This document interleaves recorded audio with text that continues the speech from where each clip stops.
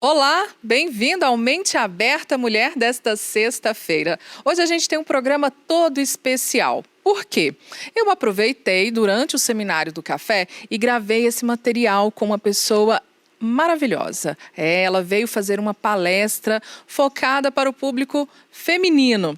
Contudo, nesse dia, para vocês terem uma ideia, a plateia também estava cheio de homens. Por quê? Será por que ela atrai atenção assim, tanto de homens quanto mulheres? A gente vai descobrir hoje, tá? Então, seja bem-vindo aqui ao Mente Aberta Mulher. Essa pessoa que eu vou conversar, ela é atualmente vice-presidente da Minas, mas anda todo o Brasil fazendo palestras falando sobre o futuro que é feminino. Vamos descobrir o porquê? Alessandra Alckmin, prazer ter você aqui. Não tinha como eu não aproveitar você estando pessoalmente em patrocínio e a gente gravar esse material. Seja bem-vinda ao Mente Aberta Mulher.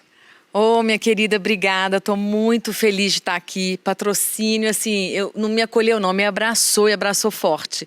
E eu que agradeço essa oportunidade de estar aqui com você. Obrigada mesmo. Alessandra, vamos aproveitar esses minutinhos, então, que nós temos aqui e conhecer um pouco mais desse trabalho que você faz, que eu acho tão bacana, né? Tendo a oportunidade de acompanhar através do seu perfil de redes sociais, agora a sua palestra também. E você fala disso, que o futuro é feminino. Existe estudo sobre o futuro? O que é isso? Olha, sim, existem muitos estudos sobre o futuro, Lena. Eu faço parte, né? Eu acompanho muitos estudos e faço parte de uma escola internacional de futuros que chama W Futurismo, que é de uma brasileira, a Jacqueline Wegel, que ela foi considerada uma das 10 maiores futuristas do mundo, né? E o futurismo, ele hoje, né? Ele com a pandemia e com a aceleração do futuro, né? Que eu falei que a pandemia acelerou muitas coisas aí que a gente está vivenciando hoje com relação à tecnologia, transformação digital. O futurista, ele é um cool hunting, né? Ele é um caçador de tendências. Então, você estuda, você prevê, você imagina, né? Através de comportamentos que você vai observando, né? Como o mercado tá se movimentando e como que a gente consegue olhar isso para 5, para 10 anos para frente. E muitas dessas previsões, né, dessas tendências que foram já estudadas anteriormente por esses futuristas, estão acontecendo agora com a chegada da pandemia.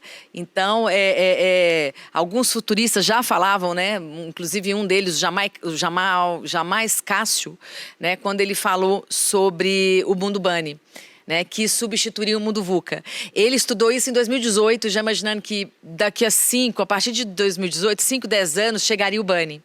E a pandemia aproximou o bunny. Então, você já imaginar que o mundo está girando de uma maneira tão intensa que as coisas acontecem e você consegue perceber essas mudanças, entendeu? Sutilmente, mas percebe.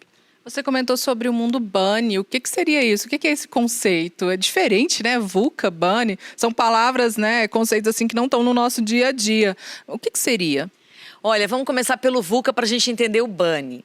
VUCA é um acrônimo, VUCA, que surgiu no vocabulário militar americano na década de 90 para traduzir os cenários voláteis, incertos, complexos e ambíguos do pós-Guerra Fria, né? Então, o exército americano ele entendeu que o mundo estava girando numa velocidade tão grande, gerando um verdadeiro caos, muitas inseguranças e muitos avanços tecnológicos. Então, a gente viveu o VUCA aí por uns 40 anos até a chegada da pandemia, nesse contexto de mundo, né? Quando a gente pensa, que mundo VUCA é esse? Então, era um mundo muito volátil, né? Então, eu sempre falo, né? Se o rádio levou 38 anos para alcançar 50 milhões de usuários, o Pokémon, né, que muita gente caçou com os filhos, né, e tudo mais, levou apenas 22 dias para alcançar 50 milhões de usuários. Absurdo de sucesso, né? E acabou. Então, assim, olha como as coisas acontecem, vêm rápido e vão embora. Então, essa volatilidade do mundo VUCA, a gente já vinha vivenciando, né, dessas transformações muito grandes acontecendo e sendo atualizadas em curto espaço de tempo. Isso era o VUCA até a chegada da pandemia. E com a chegada da pandemia, né, o Jamais Cássio, esse futurista, que já havia entendido, né, nos seus estudos de futuro, né, ele é um cool hunting, ele já havia dito que o mundo, que o VUCA perderia sua força e com todas essas transformações exponenciais, nós viveríamos situações adversas que a gente nem imaginaria quais seriam. que foi a questão da pandemia, né? Ele já previa que o mundo passaria por uma situação de caos, né, absoluto, e que a gente teria que nos adaptar e encontrar caminhos aí para a gente sobreviver nessa situação. Quando vem a pandemia, né, os futuristas já entenderam, então, o mundo Bunny chega. E o que é o Bunny, esse mundo Bunny? Bunny também é um acrônimo, BANI, que significa que o mundo agora ele é frágil, ansioso, não linear e incompreensível. Que faz todo sentido. A gente não vive mais um mundo linear como antes. As coisas mudam muito mais rápido do que a gente imagina, né? O mundo está fragilizado, as pessoas estão muito fragilizadas com essa, né, com a pandemia, muito mais ansiosas do que antes pela quantidade de informação que vai chegando, que a gente vai recebendo, que a gente vai compartilhando. Então, tudo isso está gerando em todos nós uma situação onde a gente não consegue compreender o que está acontecendo. A gente quer tudo para ontem, né? Vivendo hoje, mas ansioso porque amanhã já tem que fazer alguma coisa, já tem que pensar algo novo, já tem que postar nas redes sociais o que está acontecendo. Realmente. E você percebeu nessa pandemia um maior consumo ou interesse das pessoas por esse tipo de assunto, que não é algo tão comum, pelo menos aqui no interior, né, pra gente, não é algo tão comum a gente ver falar disso, estudar o futuro, trazer esses conceitos como filosofia de vida, ou até mesmo para dentro das empresas, né? Num estudo que eu estava fazendo pela FGV, que é uma entidade assim, reconhecida, referência na área de negócios, o professor veio falar disso, veio falar de VUCA, de Bunny, achei interessante, né? Então, você percebe isso, que nesse quase 2 anos agora as pessoas se interessaram mais por esse tipo de assunto? Olha, eu percebo por vários motivos. Primeiro, quando em 2018, eu já estudo VUCA há uns 7 anos, mas em 2018 eu gravei uma animação curta de 4 minutos que está no meu canal no YouTube, onde eu explico de uma forma animada, tem um desenho com a minha voz, de uma forma bem didática o que era o VUCA. Até então, antes da chegada da pandemia, tinha uma movimentação muito grande no meu canal com essa animação. Muita gente não conhecia, não sabia. Quando chega a pandemia e movimentos como futurismo, movimentos como capitalismo consciente, né, o minimalismo, o essencialismo, o estoicismo, que é uma filosofia dos estoicos da Grécia Antiga, como Aristóteles, Epiteto, tantos outros filósofos aí. Você coloca uns nomes tão bonitos assim, né? Mas são difíceis, Alessandra. Todos esses filósofos, né, a filosofia dos estoicos cabe muito para o dia de hoje, ela é muito futurista. E os povos, os toltecas, que viveram no sul do México no século X a XII, que também trazem aí, como se eles já estudassem futuros, né? Então, quando chegou a pandemia e emergiu esses movimentos, começou-se a falar mais sobre o mundo que a gente estava vivendo, mais sobre as incertezas. Os futuristas vieram e falaram, olha, isso já estava sendo estudado, a gente já entendia que a gente viveria esse caos.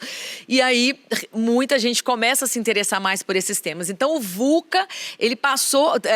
o movimento que eu vejo no meu canal hoje, de pessoas que foram correr para saber o que era VUCA. E muita gente correndo para saber, peraí, mas estão falando de Bunny.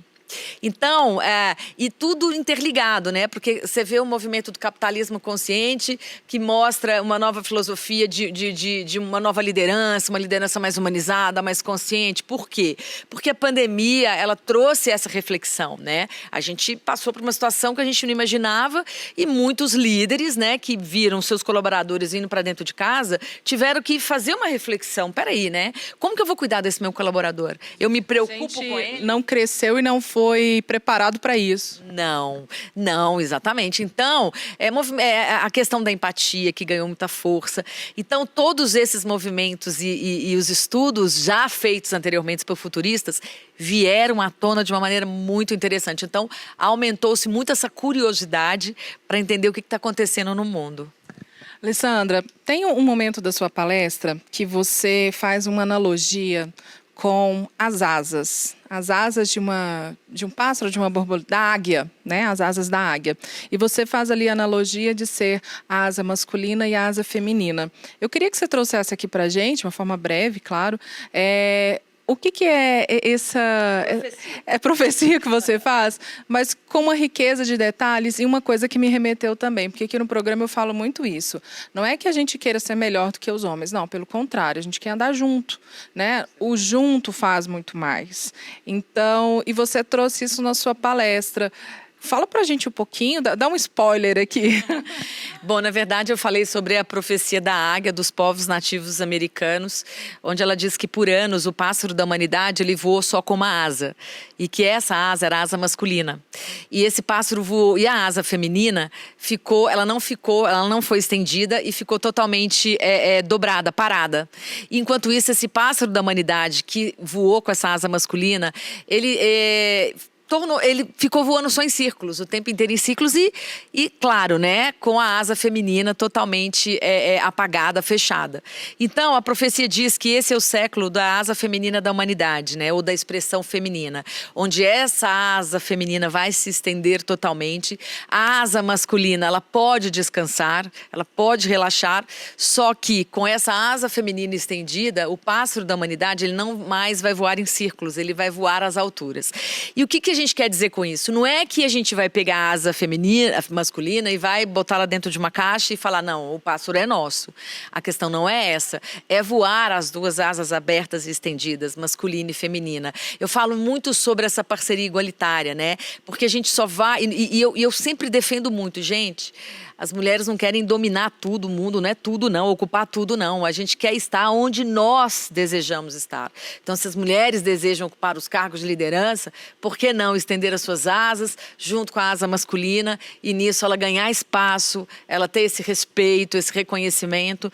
Então, o caminho, gente, é a parceria igualitária. Por isso que quando eu trago na minha palestra, né, no que eu faço, eu trago uma visão para homens e mulheres. Eu não trago uma visão de exclusão. Né? Então, eu acho que esse é o momento dessa asa aberta, das mulheres se expressarem mais, de nos darmos mais as mãos e nos unirmos aí, trazermos os homens para as pautas, né? Para as discussões. E a gente só vai conseguir mudar uma realidade, mudar o mundo quando a gente fizer isso, né? E tem uma quebra de gêneros também nisso, né? Porque é o título, você chama atenção. No nosso caso aqui em especial, a gente estava num evento que é direcionado para as mulheres, mas a gente não limita a entrada, né, e a participação de outros homens. Mas a gente entra nessa, você me remeteu agora a isso, a essa quebra também de gêneros, né? Porque o homem, ele também pode ter o seu lado feminino e vice-versa. Exatamente. Isso até quando eu falo sobre a liderança Shakti, que é um novo modelo de liderança do futuro, que faz parte do capitalismo consciente. Shakti é a energia feminina, como eu falei. E por muitos anos, nós, homens e mulheres, negligenciamos a nossa energia feminina. Eu fui uma mulher que o meu pai me disse, para eu chegar aonde eu queria chegar, eu tinha que lutar como um homem. Então, eu negligenciei. Mas eu assumi as características mais masculinas. Passa por cima, vai embora, poder de decisão, estratégia, pensamento, papá. E eu fui chegando aonde eu queria. Só que eu entendi que eu precisava trazer mais as minhas características femininas. E essa liderança do futuro que você fala, esse novo líder, ele tem que ser bilíngue de gênero. E o que é ser o bilíngue de gênero? É você trazer a sua característica, tanto para homens e mulheres, masculinas, que são importantes, né? O poder de decisão, o racional, o olhar estratégico, mas junto a esse líder tem que trazer essa energia feminina que é Shakti, que já é as características femininas que nós trazemos, que nós nascemos com elas, que é a criatividade, né, a intuição, a empatia, a compaixão, né, esse cuidado com o outro, que isso é muito do feminino. Então, um líder que é bilíngue de gênero, né, que lidera a sua equipe com esse pensamento, com esse comportamento, ele consegue ter uma liderança que eu falei que a liderança por valores em 4 dimensões. Que aí a liderança ela é cuidadora, a liderança é inclusiva, ela é egocêntrica e ela é ética. A Alessandra vai falando, eu estou aqui pensando 1001 coisas, né? Porque são conceitos e são ideias que aplicam-se tanto para a vida particular da pessoa quanto para o trabalho também, né? Você está falando. Aqui no programa a gente traz muito isso, traz a questão do empreendedorismo, do universo de negócios, né? E do universo feminino também em especial. E quando você traz esses conceitos, me remete muito a isso, Alessandra. Sair também desse universo de negócios e para o particular. particular, você vê essa demanda das pessoas que te procuram? Demais, vejo muito, muita gente querendo conhecer mais, saber mais. Eu acho que a gente está, a pandemia, que por um lado ela trouxe muitas dores, perdas, né, muito caos. Por outro, ela provocou uma série de reflexões. Eu acho que quando eu falo do essencialismo, as pessoas estão revendo seus valores, seus conceitos, né? O que de fato é essencial para mim, né? O que é importante para mim diante de tudo que eu vivi. Será que eu preciso disso tudo, né? Será que realmente o que eu faço faz sentido para mim? Então eu tenho visto muita procura de pessoas querendo se auto-questionar, né? Essa busca pelo autoconhecimento, ela ganhou muita força. Eu acho que a gente precisa fazer esse mergulho agora para dentro, para a gente depois ir para fora e realmente a gente encontrar o nosso Ikigai, né? Que está na palestra para quem quiser assistir. Então, Ikigai. As pessoas já me ouviram falar aqui do Ikigai. Aprendi com ela, com a Alessandra, mas eu vou querer que você fale agora um pouquinho mais pra gente. Só que depois do intervalo comercial. Em 2 minutos a gente volta e fala mais sobre o Ikigai. Mente aberta, mente aberta. Voltamos com o Mente Aberta Mulher dessa sexta-feira. Hoje a gente está fora dos estúdios da Módulo FM, porque eu tive a oportunidade de me encontrar pessoalmente com Alessandra Alckmin e aproveitei aqui, reuni a galera, né, a produção. Foi produção, hoje a gente tem que gravar com a Alessandra. E a gente está colocando, então, para vocês a oportunidade de conhecer essa pessoa tão especial que faz aí uma diferença na vida das pessoas que ela passa. Alessandra, esse ano de 2021 eu tive a oportunidade de conhecer. E um dos momentos que me marcou muito, né, nas diversas aulas que a gente teve, foi a aula que você falou de uma filosofia japonesa, que é o Ikigai. Me fala aqui, me ajuda, porque eu vivo dando uns pitacos aqui de Ikigai, sabe? Mas me ajuda a explicar para as pessoas o que seria essa filosofia e o tanto que ela contribui para a gente quando conseguimos ter o discernimento, né? Identificar, opa, esse é o meu Ikigai. Bom, Ikigai, gente, é uma ferramenta, uma metodologia, na verdade, né, uma filosofia de vida que surgiu numa ilha no sul do Japão chamada Okinawa, né? Vários estudos sobre longevidade, sobre felicidade foram feitos em vários países e a Okinawa é um dos lugares no mundo onde a longevidade, ela é altíssima, porque percebeu-se que os idosos, os adultos que vivem na ilha de Okinawa, eles vivem de uma forma muito mais plena, muito mais feliz. Por quê? Porque eles encontraram o seu Ikigai. Então, essa é a filosofia de vida desses japoneses em Okinawa. E o que é o Ikigai? O Ikigai, ele é uma interseção que faz muito sentido quando a gente entende o seu verdadeiro significado. O Ikigai a gente pode chamar de razão de viver. Então, quando eu te pergunto assim, Lena, qual a sua razão de viver? Né? E essa razão de viver, nessa filosofia, dentro do desenho do Ikigai, ele diz o seguinte: quando você faz o que você ama e ele estiver linkado com o que o mundo precisa, então, vou dar um pequeno exemplo. Né? Eu sou Alessandra Alckmin, eu amo dar palestra, né? E o mundo precisa de palestra. Então, entende-se que isso é algo que eu amo, isso é uma missão. Eu tenho uma missão. Eu amo e o mundo precisa. Quando o mundo precisa do seu trabalho, do que você faz, e o mundo paga por isso, né? Isso é a sua... Você aprendeu, Lena? É a minha missão. Não, missão não. É a sua vocação. É a minha vocação, é isso. Quando você faz e é remunerado por isso. Isso. Quando você é remunerado por isso e você é bom em fazer isso, é a sua profissão.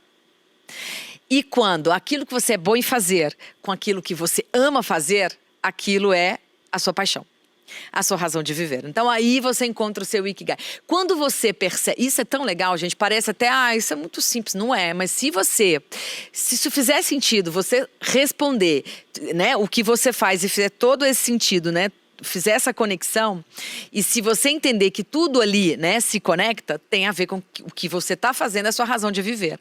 Porque se você não tem um Ikigai, uma razão de viver, você ainda não encontrou o seu propósito ali. Então é a mesma coisa de eu dizer assim, eu amo fazer isso, mas o mundo não precisa do que eu faço, talvez. Ou as pessoas não pagam por isso. Ou de repente eu não sou tão boa em fazer isso.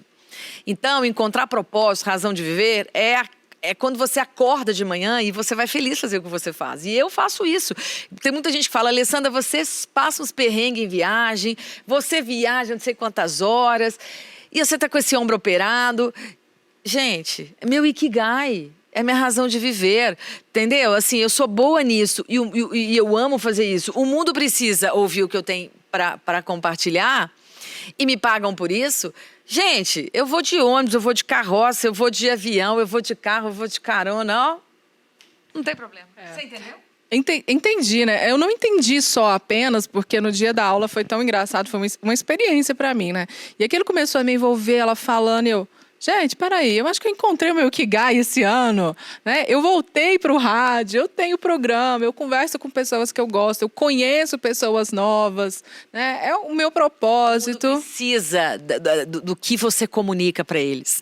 O que você traz enquanto informação, enquanto entretenimento, o mundo precisa disso. Porque você está sempre trazendo temas, né? Que são inovadores, que são disruptivos, né? Que são inéditos. Então, isso é muito legal. Então, quando eu percebo que eu dou uma palestra e eu trago esses temas mais disruptivos de futuros, esses estudos, essas palavras difíceis, que todo mundo fica meio que maquinando, o mundo quer também ouvir algo de diferente. As pessoas querem ouvir algo que é diferente e que faz sentido. Eu não trago uma coisa que não faz sentido, entendeu? Você fala de futuro, mas ao mesmo tempo que você está ali, você está falando do nosso presente, né? Do sentimento que a gente está tendo de viver aquilo. Agora, como é que eu faço? Eu tive a oportunidade de, num curso, né, entender o meu Ikigai com você. Mas e aí as pessoas? Ela tem que acordar um dia e falar, acho que esse é meu Ikigai ou não? Tem uma metodologia para tentar identificar isso? Com certeza, né? A gente ajuda, facilita a pessoa, né? A gente faz essa facilitação através da ferramenta do Ikigai para ajudar a pessoa a entender como que ela encontra essa razão de viver dela. Para essas pessoas que estão ainda perdidas. E muita gente na pandemia nos procurou com essa questão, essa dor. Ah, eu tô perdida. Eu não sei, eu voltei para dentro de casa, eu estou revendo os meus valores, minhas coisas todas, mas eu acho que o que eu estou fazendo não tem nada a ver comigo. Eu vi isso muito, gente. Então, eu falo para vocês, eu encontrei o meu Ikigai aos 42 anos de idade, né? E eu escutei de pessoas dizerem para mim que eu estava velha para encontrar a minha razão de viver. Velha. Escutei muito disso, tá? E eu escutei isso, e aí, em vez de eu desistir do meio do caminho de forma alguma, aquilo foi um impulso para mim. Porque você me dizer que eu tô velha, eu te respondo, não tô velha não, né? Não é o corpo, é a cabeça. É a cabeça, né? Isso não vai me derrubar. Então, eu busquei meu Ikigai aos 42. Hoje eu tenho 50 anos e isso fez uma grande diferença na minha vida. Então, são 8 anos de construção. Quer dizer, você encontra o Ikigai, não significa que a vida tá linda, maravilhosa. Aí é um processo de quê? De construção, de aprimoramento, de melhora, né? Você vai se aperfeiçoando, você vai amadurecendo. Então, hoje, cada vez mais, eu sinto que o meu Ikigai, ele vai ganhando mais cor, mais forma, vai ficando mais interessante. Eu poderia fazer uma analogia agora como se fosse uma fonte. Então, ali na hora que dá aquela baqueada na vida, na hora que você está meio desanimado, como você já sabe onde eu sei que aí você vai lá, bebe um pouquinho daquela água e volta para o equilíbrio, retoma, continua caminhando. Olha, é muito legal você falar isso, porque isso é um exercício diário, sabe, Lena? Eu faço isso muito. Quando eu percebo, deu um desequilíbrio, gente... Eu tenho uma razão de viver, eu tenho que trabalhar isso, entendeu? Então, assim, a gente ter essa certeza que você encontrou, que você está feliz, vai trabalhando nisso diariamente, vai melhorando isso, vai aperfeiçoando, vai buscando aquilo que encanta a sua alma, aquilo que faz você acordar feliz. Igual eu. Gente, antes eu dormia depressiva por causa do Fantástico Domingo, né? Hoje eu nem vejo Fantástico para falar, tá, gente? Porque eu tô na Netflix garrada. Mas eu abro e assim, eu acordo e falo, ai, tudo faz sentido. Então, quando eu vou para uma viagem dessa e alguém me diz que eu sou maluca, que isso é perrengue, não é. Tá lá, ó, tô dentro do ônibus, tô estudando, se eu não puder dirigir, eu vou de ônibus e eu tô feliz porque eu vou levar uma mensagem para alguém que o mundo precisa disso. Estão me pagando por isso. Eu sei que eu sou boa em fazer isso e eu amo fazer isso. Isso é Ikigai, gente, faz todo sentido. Não, e eu ainda perguntava, né? Final de uma palestra, já estava tarde da noite, era quase 11 horas da noite, né? Um dia inteiro de eventos, de atividades, e as pessoas saindo dali com um sorriso nos olhos. Falei, Alessandra, o que você tem? Que segredo é esse? Que as pessoas saem sorrindo de perto de você, né? Foi muito gratificante, Alessandra, ter você aqui conosco, ter a oportunidade de bater esse papo. Quem nos ouve hoje pelas ondas aqui da Rádio Módulo FM, né? Ou acompanha pelas redes sociais da rádio, acredito que poder te conhecer um pouquinho mais vai ser muito gratificante. Hashtag fica a dica, né? Então, para isso, a gente já está caminhando aqui para o final do programa, mas eu queria que você deixasse os seus contatos. Onde as pessoas te encontram? Onde a Alessandra está, além de todo o Brasil, fazendo eventos, né? Mas onde elas podem consumir mais da Alessandra? Olha, são super bem-vindos nas minhas redes, né? A minha rede é no Instagram, @alealckmin, né? O meu Alckmin é camudo, viu, gente? M de Maria no final, mas é fácil de achar. E lá eu tenho muito conteúdo, né? Quem me acompanha, eu sempre estou postando reflexões, muito conteúdo sobre esses temas que eu falo, tanto de Ikigai, de outros temas que eu falo muito, Abi-Sabi, essas expressões que você sabe que eu gosto. Eu também tenho o Instagram da Escola de Palestrante, que também está lá no Instagram. E o LinkedIn, que eu também estou, Alessandra Alckmin Palestrante. E meu Facebook também, Alessandra Alckmin Palestrante. E estou aí, gente, no YouTube com o meu canal também, com alguns vídeos lá, alguns trabalhos. E é isso, gente. Quem quiser me achar, quem quiser falar comigo, super bem-vindo. Eu respondo mesmo e são todos bem-vindos. Ale, obrigada por essa oportunidade. Volte sempre. Patrocínio está de portas abertas para você. Tá? Estou chegando, a gente te espera, né? E fica aqui o nosso agradecimento de coração por essa oportunidade. Eu super agradeço, Lena, você é uma querida, a todo mundo, a Leide também, um carinho enorme. Dá tanta gente, tem a Bárbara, tem a Fabi, tem a Zezé, tem a mulherada da Câmara, é gente demais. Mas eu queria também fazer um agradecimento especial à cidade de Patrocínio, que me acolheu maravilhosamente bem. E eu vou fazer um registro aqui, gente. Eu já tomei muitos cafés por aí. Mas o café de Patrocínio, eu juro para vocês, gente, é o melhor café do mundo que eu tomei. E eu tô levando uma bagagem extra só de café. Vamos colocar embaixadora do café agora pelo Brasil, Alessandra Alckmin. Embaixadora do café do Cerrado. Vamos trabalhar para isso, hein? Obrigada pela sua audiência. Na próxima sexta-feira a gente está de volta. Continue acompanhando aí toda a nossa programação. Um forte abraço.